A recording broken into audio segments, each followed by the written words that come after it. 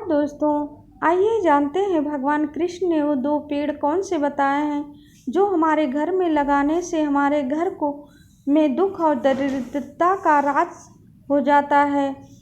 दुख और दरिद्रता हमारे घर से कभी नहीं जाते। नमस्कार दोस्तों, आपका स्वागत है हमारे चैनल प्रेरणादायक में। दोस्तों, भगवान श्री कृष्ण वास्तुशास्त्र का विशिष्ट ज्ञान रखते थे। उन्होंने समय समय पर धर्मराज युधिष्ठिर को वास्तुशास्त्र का ज्ञान दिया। यह ज्ञान समस्त मानव जात के लिए अत्यंत महत्वपूर्ण और कल्याणकारी है। श्री कृष्ण ने दो ऐसे पेड़ पौधे के बारे में बताया जिनका भवन की सीमा में होना दुख एवं दरिद्रता लेकर आता है। ये वृक्ष घर के सामने होने से उसे घर में निवास करने वाले लोगों की कभी उन्नति नहीं होती है। उन्होंने हमेशा पराजय और निराशा का ही सामना करना पड़ता है। दोस्तों, वास्तुशास्त्र के अनुसार वृक्ष तथा पौधे हमारे भवन की सुंदरता को बढ़ाते हैं, साथ ही यह वातावरण को शुद्ध रखते हैं और वृक्षों से सकारात्मक ऊर्जा का संचार होता है जो हमारे जीवन के लिए अत्यंत आवश्यक होती है। वृक्ष नकारात्मकता को कम करके वातावरण को अधिक सकारात्मक बनाने का कार्य करते हैं। घर के सामने शुभ पेड़ पौधे लगाने से घर में बरकत आती है। साथ ही यह पेड़ पौधे कई प्रकार के वास्तु दोष को नष्ट करते हैं। घर के आंगन में खड़े वृक्ष देवताओं के समान हमारे घर की रक्षा करते हैं। इसलिए हमारे पुराने शास्त्रों में भवन की सीमा में कुछ शुभ वृक्षों का रोपण करने की सलाह दी गई है। आज हम जानेंगे हमारे घर की सीमा में वो कौन से वृक्ष तथा पौधे होने चाहिए और कौन से वृक्ष नहीं होने चाहिए। जैसे कुछ वृक्षों को शास्त्रों में शुभ बताया गया है, इस प्रकार से वास्तुशास्त्र में अशुभ वृक्षों तथा पौधों का वर्णन मिलता है। इन वृक्षों का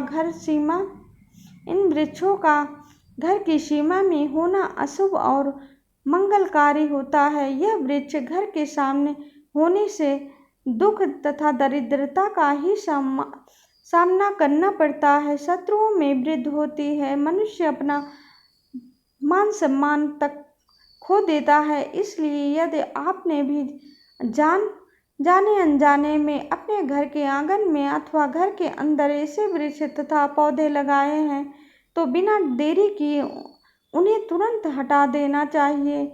तो चलिए जान लेते हैं मनुष्य कौन से पेड़ पौधे लगाने से और कौन से नहीं। सबसे पहले है पीपल का पेड़। किसी जलाशय के समीप पीपल का वृक्ष लगाने वाले मनुष्य को फल मिलता है। जो फल मिलता है वह सैकड़ों यज्ञों के समान होता है। जब पीपल के पेड़ उसे जलाशय में गिरते हैं तो वे पिंड के समान होकर पितरों को तृप्ति प्रदान करते हैं।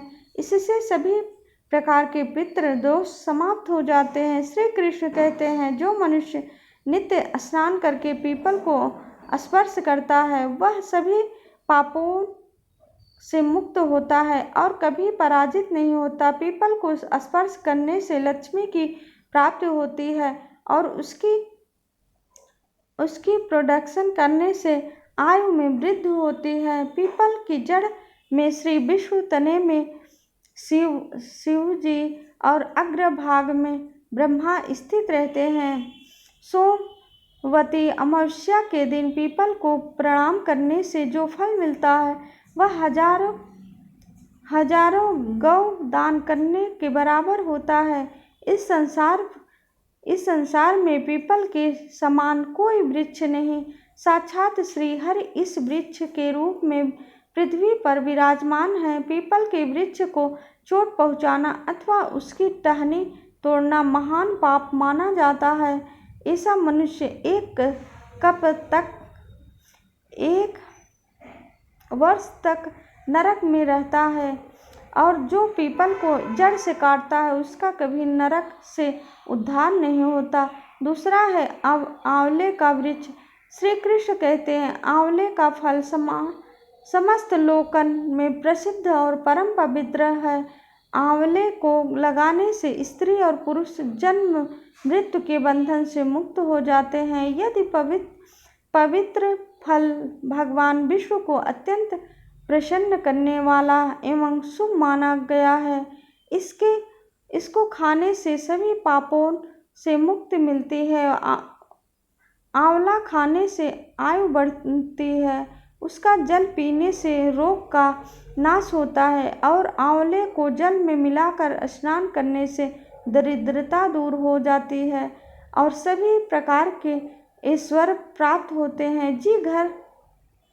जिस घर में आंवले सदा मौजूद रहता है, उसे घर में कभी दैत्य और राक्षस नहीं आते। एकादशी के दिन अगर आंवला जो है मिल जाए तो संसार के सभी तीर्थ से बढ़कर फल प्राप्त होता है। आपने कैसे आंवले लगाने वाले फिर से मृत्यु लोक पर जन्म नहीं लेते। जिस घर में सामने आंवला का वृक्ष होता है, वहाँ पर साक्षात लक्ष्मी नारायण निवास करते हैं। तीसरा है अशोक का वृक्ष। दोस्तों, पद्म पुराण के अनुसार अशोक के वृक्ष में अप्सराओं का निवास होता है। यह वृक्ष शोक का नाश करने वाला तथा निराशा को समाप्त करने वाला होता है। इस वृक्ष को घर के पास लगाने से घर में सुख शांति बनी रहती है। अशोक का वृक्ष शीतलता और यौवन प्रदान करने वाला होता है। माँ लक्ष्मी ने जब देवी सीता के रूप में अवतार लिया, तब रावण द्वारा अपहरण करने के बाद उनका वास अशोक वाटिका में था। अशोक के वृक्ष ने माँ सीता की बहुत सेवा की थी, इसलिए माँ सीता ने अशोक वृक्ष को यह वरदान दिया था कि जिस भी स्थान पर यह वृक्ष होगा, वहाँ पर उसका सदैव ही निवास होगा। चौथा है पकड़ा का वृक्ष। पद्म पुराण के अनुसार प्रत्येक मनुष्यों को पकड़ा का वर अवश्य लगाना चाहिए। वृक्ष लगाने से जो फल मिलता है वह महायज्ञ के समान होता है। कलयुग में मनुष्य यज्ञ कर पाएंगे, इसलिए कलयुग में मनुष्य यज्ञ नहीं कर पाएंगे, इसलिए उन्हें एक प्रकार का वृक्ष अवश्य लगाना चाहिए। पांचवा है नीम वृक्ष। पद्म पुराण के अनुसार नीम का वृक्ष लगाने से सूर्य देव प्रसन्न होते हैं। नीम का वृक्ष आयु प्रदान करने वाला माना गया है। इसे घर के पास लगाने से नाना प्रकार के रोग से छुटकारा मिलता है। माँ लक्ष्मी को नीम के पेड़ अत्यंत प्रिय होते हैं, इसलिए वह नीम के वृक्ष के पास निवास करती है। घर के सामने नीम के वृक्ष का रोपण करने से धन संपत्ति की प्राप्ति होती है। छठवां है जामुन का वृक्ष। यदि कोई मनुष्य कन्या प्राप्ति की कामना करता है तो उसे जामुन की वृक्ष अवश्य लगाने चाहिए। पद्म पुराण के अनुसार जिस मनुष्य के घर के सामने जामुन का वृक्ष होता है, उसके घर में कन्या का जन्म होता है, जो कुल का गौरव बढ़ाने में हमेशा ही सक्षम रहती हैं। सातवां है बेल का वृक्ष। पद्म पुराण के अनुसार बेल के वृक्ष में भगवान शिव और गुलाब में देवी पार्वती का निवास है, इसलिए अगर बेल के वृक्ष के पास गुलाब का पौधा लगाया जाए तो शिव पार्वती का आशीर्वाद प्राप्त होता है। उसे घर में कभी भी दुख दरिद्रता नहीं आती, उसे घर में कभी अकाल मृत्यु नहीं होती और कोई स्त्री विधवा नहीं मरती। आठवां है नारियल का पेड़। नारियल का पेड़ लगाने से पुरुष अनेक स्त्री का पति बनता है। नारियल किसी भी धार्मिक अनुष्ठान का अवश्य होना चाहिए, अत्यंत शुभ माना जाता है। घर के आंगन में नारियल का पेड़ होने से उसे घर में हमेशा सुविधा होती है और उसे घर के सदस्यों का समाज में बहुत मान सम्मान होता है। सुंदर पत्नी की कामना करने वाले मनुष्य को अनार का वृक्ष लगाना चाहिए। पलाश का पेड़ ब्रह्मा ब्रह्म तेज प्रदान करता है, इसलिए इसका रोपण अवश्य करना चाहिए। वंश वृद्धि और संतान प्रताप की कामना करने वाले मनुष्य को अंगोल का वृक्ष अवश्य लगाना चाहिए। अगर मनुष्य किसी बीमारी से पीड़ित है तो उसे वृक्ष लगाना चाहिए, और खौर का वृक्ष लगाने से बड़े बड़े रोग नष्ट हो जाते हैं। प्रदान करने वाला हाट मोगेर के पेड़ में गंधर्व निवास करते हैं, इसलिए इस पौधे का रोपण अपने घर के पास करने से कार्यों में सिद्धि और शुभ फलों की प्राप्ति होती है। खासकर कल के क्षेत्र में कम करने वाले लोगों को यह पौधा अवश्य लगाना चाहिए। यदि किसी मनुष्य को चोर और लुटेरे का भी डर रहता है तो उसे अपने घर के पास बेट का वृक्ष जरूर लगाना चाहिए। यह वृक्ष चोर लुटेरे को भयभीत करता है और घर की रक्षा करता है। चंदन और कटहल के वृक्ष पुण्य और लक्ष्मी प्रदान करते हैं। इन वृक्षों का रोपण करने से दुख दरिद्रता समाप्त हो जाती है। केले का पेड़ बहुत ही शुभ होता है और यह घर में शुभ समृद्धि और खुशहाली लाता है। केले के पेड़ में भगवान विष्णु का वास होता है, इसलिए घर में केले का पेड़ होने से घर में धन की कभी कमी नहीं होती। हर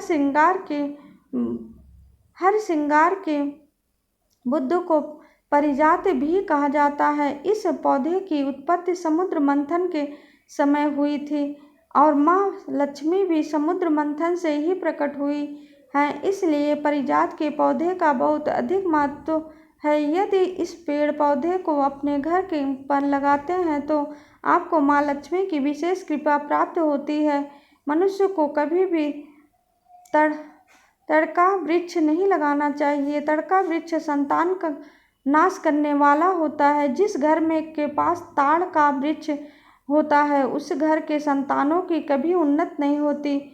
मनुष्य को कभी भी अपने घर के पास बाहेड़ का वृक्ष नहीं लगाना चाहिए।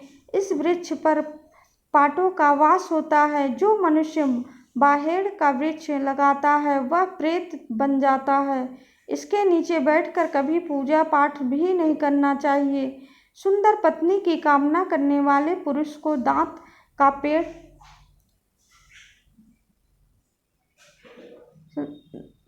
का पेड़ लगाना चाहिए। अगर किसी मनुष्य को शत्रुओं का भय हो तो उसे केवड़े का वृक्ष लगाना चाहिए। यह शत्रुओं का नाश करने वाला होता है। तो दोस्तों, इस प्रकार से शास्त्रों में इन पेड़